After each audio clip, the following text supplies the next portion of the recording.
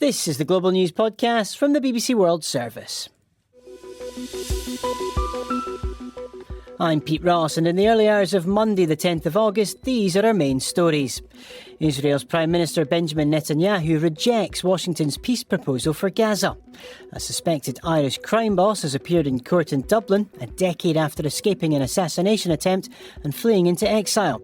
And in Western Canada, 20 years ago, it was an exception to have a summer with smoke-filled skies and fires nearby. Now, it's an exception not to have it. It's become the new norm, and it's tragic. Rapidly spreading wildfires forced thousands of people to flee their homes. Also in this podcast, why are authorities in the UK spending hundreds of thousands of dollars to remove works by renowned street artist Banksy? And the remarkable discovery of a more than 2,000-year-old Roman shipwreck off the coast of Sicily.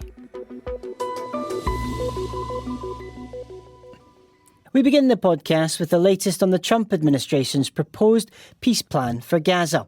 Just over a week ago, President Trump announced a 15-point document that required Hamas to commit to a phased disarmament, while Israel would be required to withdraw its military forces from the territory. On social media, President Trump described the proposal as a monumental step towards lasting peace and security in the territory. Hamas almost immediately said it supported the plan on condition that Israel withdrew from Gaza. But until a few hours ago, there had been silence from Jerusalem. Now, Israel's Prime Minister, Benjamin Netanyahu, has responded by firmly rejecting the plan, which his officials had helped negotiate. Our correspondent, John Donnison, sent this update from Jerusalem. The war in Gaza never really ended. More than 1,200 Palestinians have been killed in Israeli strikes since a supposed ceasefire was announced last October. Hundreds of thousands remain homeless. There's little doubt Gaza needs a plan. Hamas disarming is a key part of President Trump's plan. It's just over a week since he announced what he called a monumental step. For the first time, Hamas had agreed to give up its weapons if Israel withdrew its forces from Gaza. And at Camp David last weekend, President Trump said Israel was on board. Israel is very happy about it. Israel helped us, and they've been very good. But it turns out Israel's Prime Minister is not happy with the plan. Israel rejects the 15 points document. The IDF will not execute any withdrawal until Hamas is disarmed. And when I say disarming Hamas, it means heavy weapons, less heavy weapons, all weapons. And we are talking about real disarmament, not fictitious disarmament. So for now, Israel's forces, which fully occupy 70% of the Strip, are going nowhere. Hamas called for America to pressure Israel to toe the line. When it comes to peace in Gaza, for every step forward, there is always a step back. Responding to Mr Netanyahu's rejection, the High Representative for Gaza for Donald Trump's Board of Peace insisted that the US-backed peace plan remained the only way forward. So, how is the US President likely to respond to this very public rejection of Washington's hard-worked negotiations? That's a question I put to our Washington correspondent, Bernd de Boesman. This is a very rare public break between him and Prime Minister Netanyahu, and it's something of a defeat for President Trump personally because he had been hailing this 15-point proposal as something of a foreign policy victory for his administration. Just last week, he said that Israel was very happy with the deal and that they had been consulted. So I think such public rejection, I think he will very likely react quite negatively. He's at times expressed frustration with Prime Minister Netanyahu in the past over operations in Gaza and in Lebanon, but certainly nothing of this scale. How is it likely to respond, the Trump administration?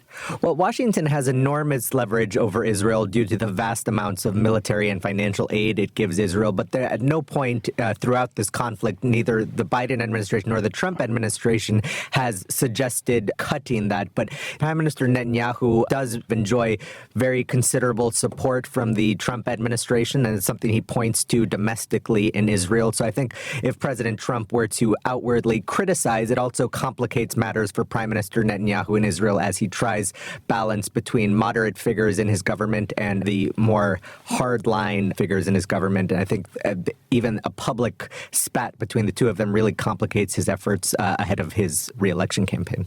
Well, that's kind of perhaps the crux of this, isn't it? That Benjamin Netanyahu is facing pressure externally from Washington to accept this deal, but also internally in Israel, there's elections coming up. How much do you think that internal pressure has to do with this decision that we've heard today? I think it has an enormous amount to do with the decision. I mean, many of these hardliners rejected the 15-point proposal very, very quickly, and Prime Minister Netanyahu really needs their support to remain in his current position. So I think that in and of itself is a very tricky balancing act for the Prime Minister, especially when Washington very much wants to get this conflict done and dusted, as it were. President Trump very much sees himself as a deal maker, and any sort of rejection of his deals is something that weighs on him politically here in the United States, as he kind of repeatedly points to these conflicts, the war in Gaza included, as sign that his foreign policies are working, especially in the Middle East. Our Washington correspondent, Bern de Busman.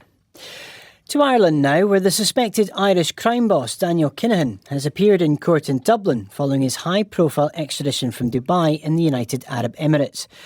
Kinahan was arrested there in April, a decade after escaping an assassination attempt in Ireland and fleeing into exile. Prosecutors and the US government say he's the ringleader of one of the world's most dangerous crime syndicates. He's appealed the extradition order over the last few months, but his attempts were unsuccessful, bringing to an end a global game of cat and mouse with authorities in the US, Europe and the Gulf. Appearing in court under extra security, having been driven at high speed to a special criminal court in Dublin, the businessman and boxing promoter was charged with directing the Kinahan cartel, as well as drug trafficking and firearms offences. He has always denied the allegations against him. Our Ireland correspondent, Chris Page, was in the special criminal court in the Irish capital, Dublin, for the hearing. Daniel Kinahan appeared in court in a hearing that lasted for about 13 minutes. He sat on a wooden bench for most of that time. He was wearing a black hooded top. He occasionally sipped from a bottle of water. He rose to his feet on several occasions whenever one of the three judges, Patrick McGrath, addressed him directly. He also stood with his hands clasped in front of him when a court official put the charge to him. So he faces one charge, and that is of directing the activities of a criminal organisation between October 2015 and April 2017. Towards the end of the hearing, a prosecutor suggested to the judges that they should explain to Daniel Kinahan that he could only apply for bail at the High Court in Dublin. So the judge did that, and Daniel Kinahan replied, "I think we know I won't get bail," but he went on to thank the judge. So now he has left here, this court complex in Dublin. Also during that court hearing, a detective, Garda, gave some details about how he arrested Daniel Kinahan, how he executed the arrest warrant. So he's been remanded in custody until the 5th of October. Until then, he's being taken to Portlaoise Prison, not far outside Dublin. It's a maximum security prison, and the facilities there, it's understood, have been upgraded. Daniel Kinahan's arrest has followed years of investigations into the Kinahan organised crime group by an international coalition of law enforcement agencies. Several members of the gang have been jailed in recent years, but Daniel Kinahan's extradition is likely to result in one of the most significant criminal trials in modern Irish history, says our correspondent Tom Simons. Daniel Kinahan is alleged to have taken over the Kinahan organised crime group after his father Christy stepped back. He was arrested in 2010 in a Spanish investigation, which petered out through lack of evidence. A 2021 BBC investigation found he'd also been involved in managing professional boxers. In 2016, he escaped an attempt by a rival gang to kill him with automatic weapons during a raid on a boxing weigh-in at the Regency Hotel in Dublin. The Kinahan group retaliated with a string of murders. Irish police eventually tracked down Sean McGovern, described as a senior Kinahan lieutenant who organised the killings, extradited him from Dubai and successfully prosecuted him using evidence from encrypted phones. The same special court with 3 judges and no jury may be used to prosecute Daniel Kinahan. Tom Simons.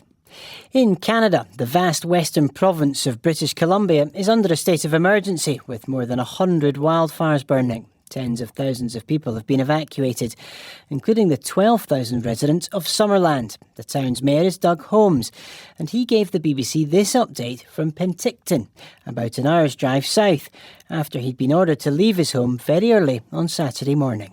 The fire started around 5:30 p.m., 15 kilometers outside Summerland, and then it just moved really quickly. We're a farming community. There were kind of 3 mountain valleys with real rich soil, lots of cherry and peach orchards and vineyards. And the fire just kind of ripped through 2 of those 3 valleys. So those 2 valleys were evacuated probably around 8:30, 9 o'clock Friday night, our time. And then the fire just kept coming closer and closer to town. And so the decision was made at midnight, Friday night, Saturday morning, to evacuate the whole town. You can imagine that number of people all packing up their cars and heading out at the same time. There's only one highway that comes through Summerland. The north end of the town was blocked off by fire.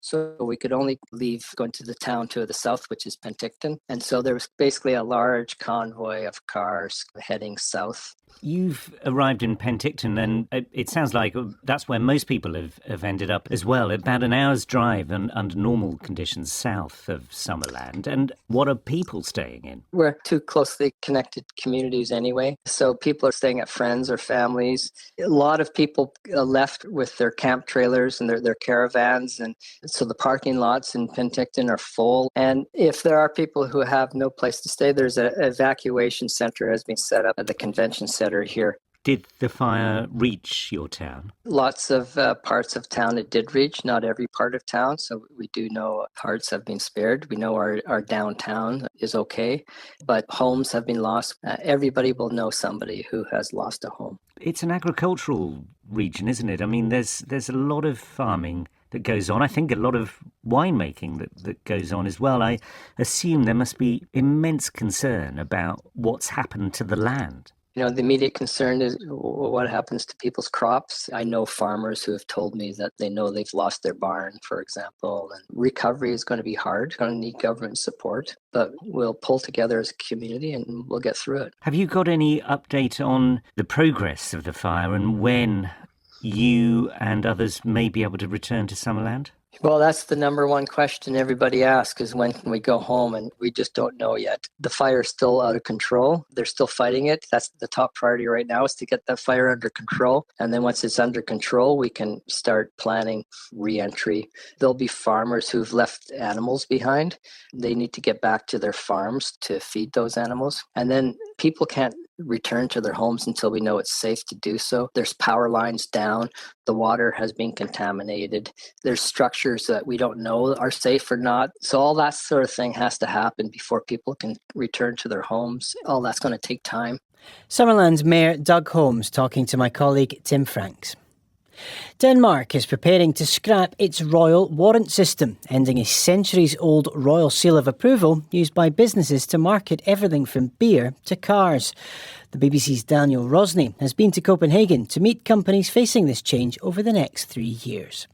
Some of the most well-known Danish brands and businesses, such as Carlsberg and Lego, have a royal warrant. And as well as global brands, there are also smaller, independent companies too, which all have a warrant. Many shops in this city that have the warrant put it proudly on the front of their premises in big gold letters, just like this one. My name is Berit Hertz, and I'm the 6th generation of Denmark's oldest jewelry store. It's called Peter Hertz. We've been here since 1834. The Hertz family have had the title of Royal Court Jeweller for 120 years. We made the wedding bands to now the king and the queen, and we're allowed to tell you about that because it was made from the first Greenland gold. It was kind of Media's story. Otherwise, we never tell what we make. Since the business was founded and passed down through 6 generations, it has been awarded royal warrants by 5 Danish monarchs. Because we've had it for so many years, it kind of defines us, who we are as well. Does it give you any kind of status? It gives it kind of a credibility that, okay, if this is a brand approved by the Royal Court, then they must be trustworthy. Because of the history that the P. Hertz store has in Copenhagen, Barrett has been given permission to keep the crown on the facade of the store once the royal warrant has been phased out. People really feel that the store is a part of the Copenhagen picture when you walk down Købmager, and you see that all the way from almost the Round Tower, and you can see down. My name is Camilla Simode, and I am owner of an old candy factory. It is a hard-boiled candy. This is a family-run business, and Camilla is the 5th generation to take charge. So you still use traditional methods? Yes. Everything in here is handmade.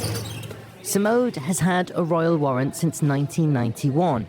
It's something the company proudly put on its packaging. It was a major step up. And it was also because it was a time before social media. It was a time before internet. So it was a quality stamp. But 2 years ago, things changed.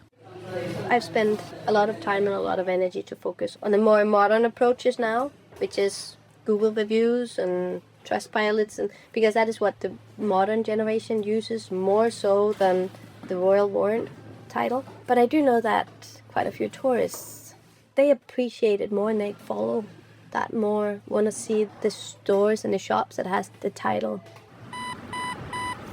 There has been no public assessment on a projected economic impact, and there's also not an estimate on how much it will cost businesses to change their packaging, storefronts or advertisements that state it has a royal warrant.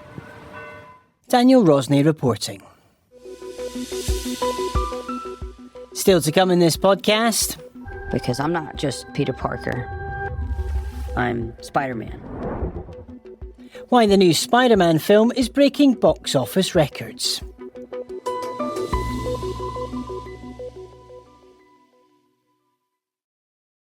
This is the Global News Podcast. To Nigeria, where the army has said its soldiers have rescued 33 people who were kidnapped in the northwest of the country.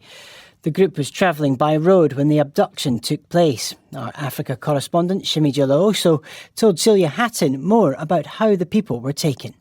Well, according to the Nigerian army, a group of 33 passengers were travelling through an area called Magazu in Zamfara state, which is in northwestern Nigeria, when they were abducted on Saturday afternoon.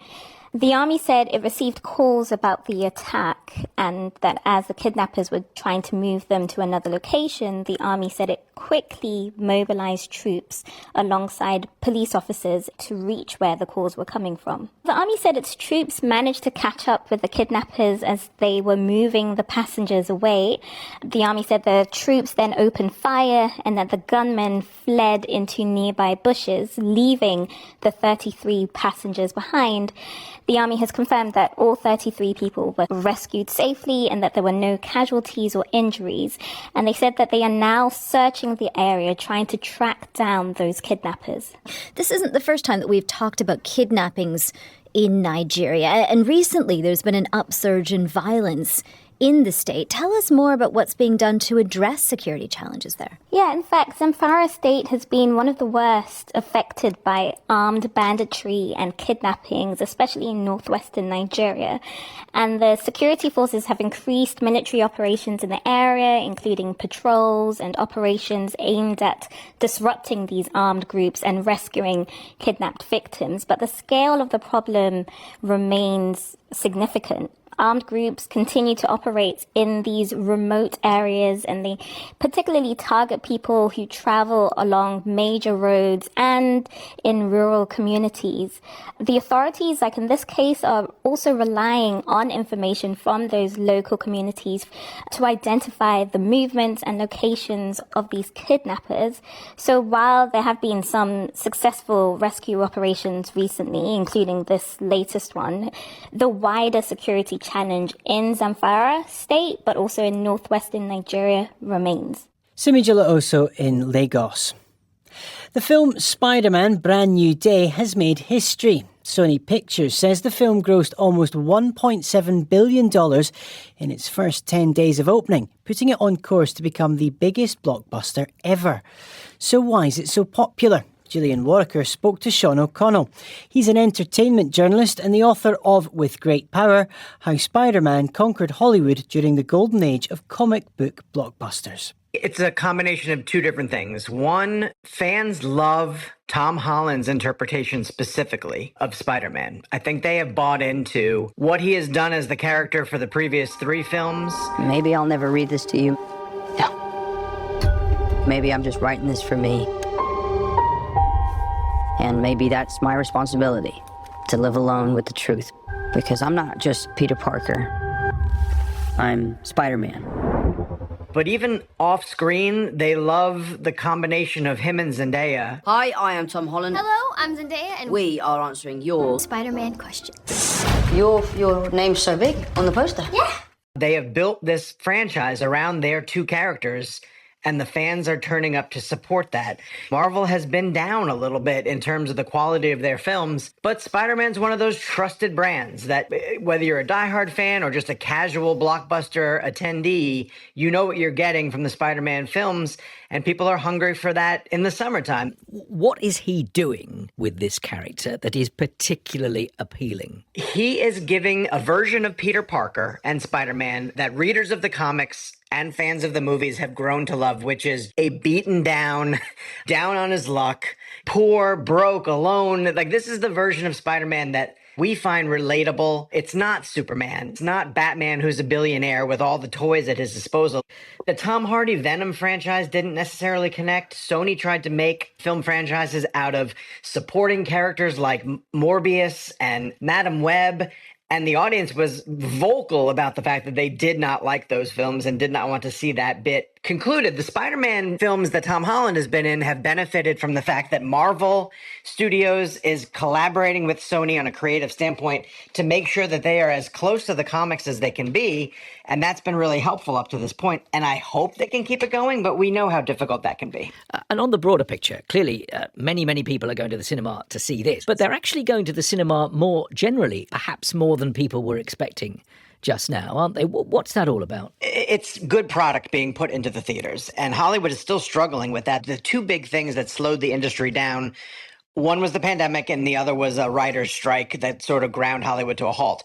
We are now climbing out of that, and the studios are sort of stockpiling the types of films that they're able to get into theaters, but we don't have enough. You know, we're seeing 1 big movie every weekend where we used to see 2 to 3, and now we might have some weekends where nothing major is landing at all. And so audiences are going to the theaters and saying, okay, what's available? What can I see? Audiences are ready to get off their couch, to get away from streaming, and to get back to the big screen as long as Hollywood will give them good films that they can support. Sean O'Connell, entertainment journalist, speaking to Gillian Warwicker. Now, he's one of the most well-known, if not recognisable, artists in the world alive today. Works by Banksy, who famously keeps his identity hidden, have sold for millions of dollars at auction. But are the street murals and installations that often appear overnight and attract huge crowds art to be admired and preserved, or acts of vandalism that should be cleaned up and removed? The BBC has been told that the British government has spent $270,000 dealing with 3 works put up in public by the elusive street artist. Most of the money went on getting rid of a mural on a court building in London that depicted a judge in a wig using his gavel to hit a protester. Our Global Affairs reporter Paul Moss told us about the 3 Banksy pieces and what all the money was spent on. The first one, the most expensive one, is the one you mentioned, the judge bashing a protester over the head with a gavel, which was seen as a comment on some recent judicial decisions where protesters have been prosecuted. Yes, the Ministry of Justice, they're responsible for the law court where it was painted. They say it cost the equivalent of $70,000 to remove the paintwork and another $50,000 spent on security, making sure no one painted anything else. Got to say, that does seem like a lot of money for a removal job that took 2 days, but that's what the ministry is saying. The second work is a giant statue of a man marching along with a flag. The extraordinary thing about this is that Banksy managed to erect this in the middle of the night, right in the centre of London, without anyone noticing. Now, Westminster councillors, they haven't removed it. They've put security fences round it. They say that has cost $80,000. And the final one was a police box, a sort of sentry box for police, which Banksy covered in some rather colourful pictures of piranhas. For that, the police simply removed it, and that cost a few $1,000s. So yes, as you say, a lot of money involved.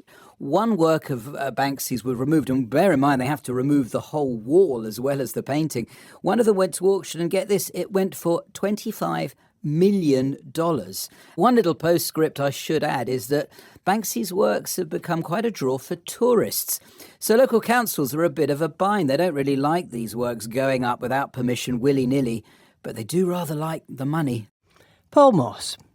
And finally on the podcast, Italian divers have discovered a Roman-era shipwreck off the coast of Sicily. Officials say measures will be taken to protect the site while it undergoes investigation. Mimi Swaby has more details. The vessel, believed to be more than 2,000 years old, was found piled high with hundreds of well-preserved containers used in Roman times to transport goods, and most commonly, wine.